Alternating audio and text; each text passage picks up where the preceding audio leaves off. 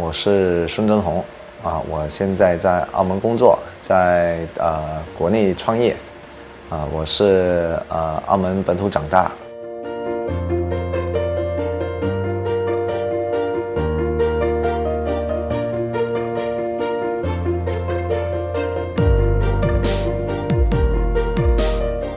我的农场是在珠海，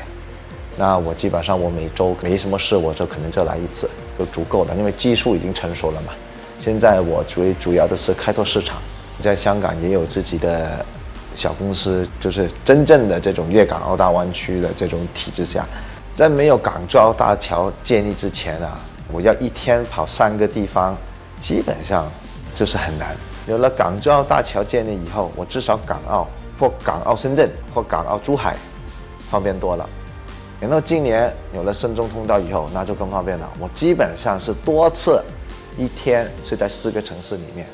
大大提高工作效率，然后呢时间呢也快了，这个便利性就是太强大了。我们种植面积就只有10亩地左右，每个月的产能5到6吨左右吧，绝大部分就是上午采收，下午包装，晚上运走，所以基本上是24小时以内到。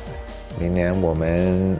有第2期的农场建设以后呢，我们可能也就会拓展到香港市场还有甚至大湾区市场。